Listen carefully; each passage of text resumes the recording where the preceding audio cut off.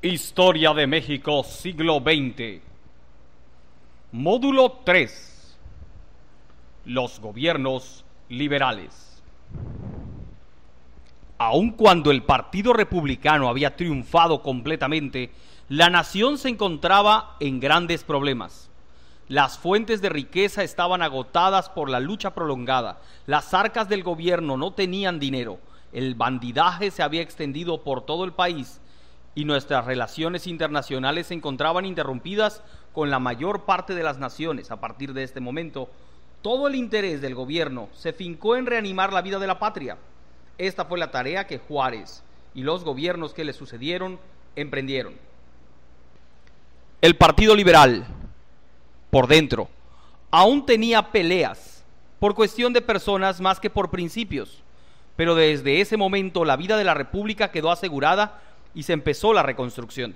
Desde luego, Juárez fijó toda su atención en tres objetivos principales: ordenar el ejército, la hacienda pública, la reorganización constitucional de los poderes federales y los estados.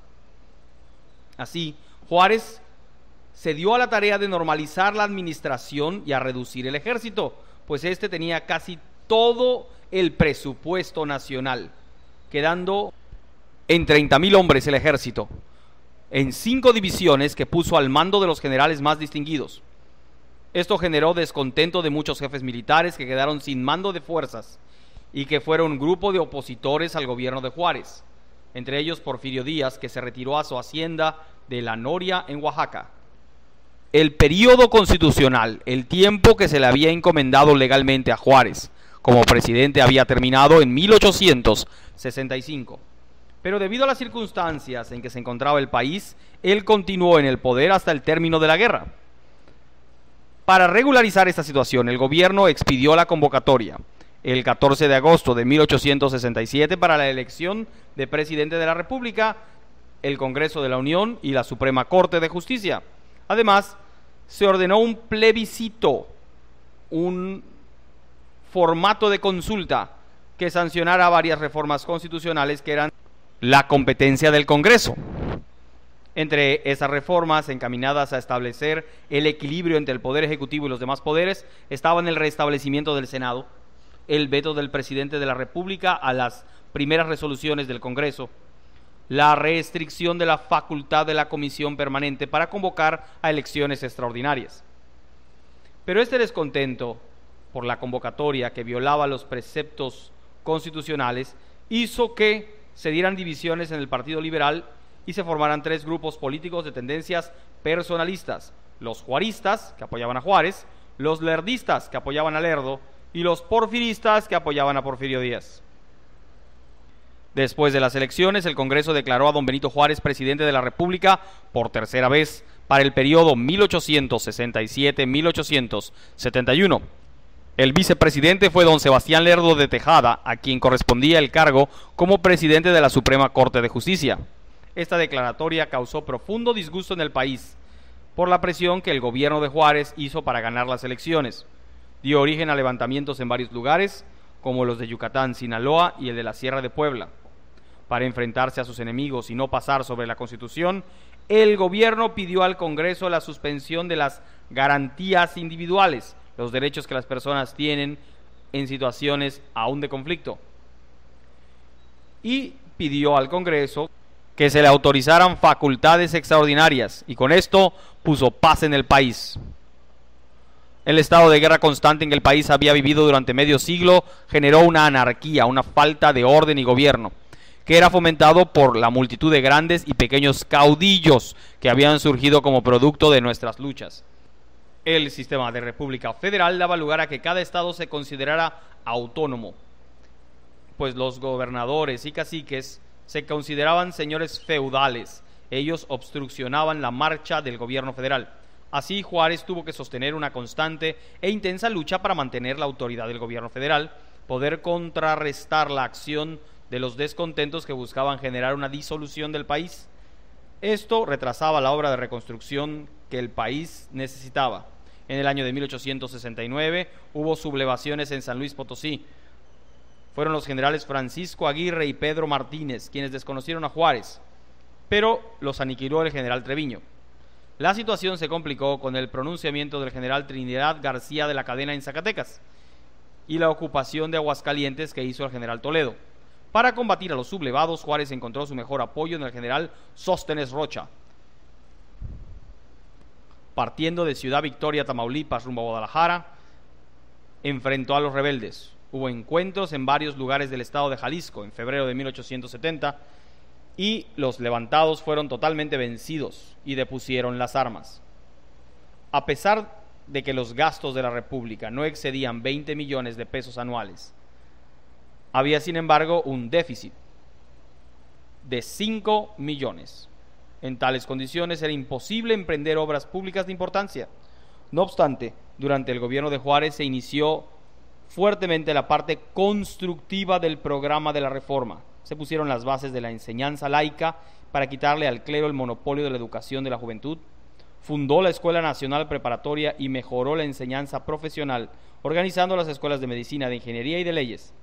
Don Gavino Barreda, educado en las doctrinas del positivismo en Francia, fue el encargado de formular los nuevos planes de estudio en los que predominaba el conocimiento de las ciencias más que el de las letras, el dogma científico más que el dogma religioso. Juárez inició también una era de gran desarrollo material, pues bajo su gobierno se dio la concesión a don Antonio Escandón para construir el ferrocarril mexicano. Este iba a unir a la capital con Veracruz y se inauguró un tramo que llegaba hasta Puebla el 16 de septiembre de 1869. La industria y el comercio, aunque en gran parte en manos de extranjeros, comenzó a desarrollarse en ese tiempo. Hay que tomar en cuenta que estamos en la época de la Revolución Industrial, cuando la industria no era conocida, sino que se acostumbraba a plantar y gobernar. Fue hasta que surgieron las máquinas, las fábricas, que surgió la Revolución Industrial y en medio de esta época emergió el gobierno de Juárez. Durante su gobierno se reglamentó el juicio de amparo. Este servía para adecuadamente garantizar el ejercicio de las garantías individuales frente al poder del Estado, para evitar que el gobierno nos pudiera quitar nuestros derechos más elementales. También se expidieron los códigos civil y de procedimientos que venían a sustituir la anacrónica y complicada legislación colonial en materia civil que hasta entonces existía. También se expidió una ley de instrucción pública. Aunque estos códigos y leyes se dictaron para el distrito y los territorios federales, la mayoría de los estados los adoptaron con ligeras modificaciones.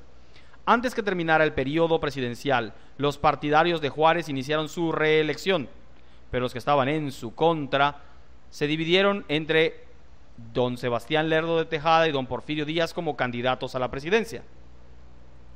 Lerdo era el director de la política de Juárez y había aprovechado su posición para formar un partido, colocando a sus amigos en los gobiernos de los estados, en las cámaras y en los mandos militares, y tenía una gran cantidad de prensa a su favor, que si él lo decía, atacaba inclusive al mismo presidente.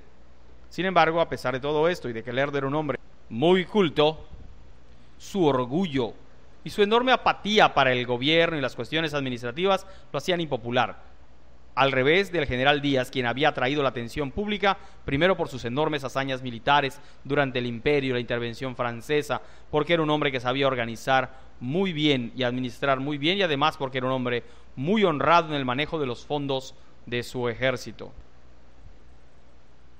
Se hicieron pronunciamientos en contra de la reelección, uno de ellos de los generales Calleja y Colina, que se sublevaron al frente de la guarnición de Tampico.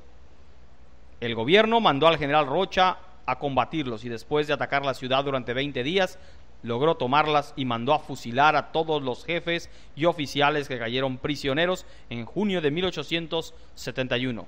Estos sangrientos castigos no impidieron que la rebelión se propagara en Monterrey, donde el general Jerónimo Treviño se sublevó con toda la guarnición en septiembre, y por último que estallara en la capital otra rebelión acaudillada por algunos generales prestigiados que se apoderaron de la ciudadela. De nuevo el terrible general Rocha fue a batirlos, tomó la ciudadela por asalto, ordenó ejecutar a cuantos jefes y oficiales se encontraban en ellas. Después de las elecciones y hecho el cómputo de votos, se comprobó que ninguno de los candidatos había obtenido mayoría absoluta, por lo cual el Congreso de la Unión designó presidente, y fue a favor de don Benito Juárez, quien debía continuar en el poder por cuarta vez, ahora en el periodo de 1871 a 1875. Los porfiristas gritaron fraude, y los más exaltados de ellos se lanzaron a la lucha: Donato Guerra, Juan N. Méndez, García de la Cadena, Jerónimo Treviño, quienes insurreccionaron los estados del norte: Zacatecas, Durango, Sonora, Sinaloa, Coahuila y Nuevo León.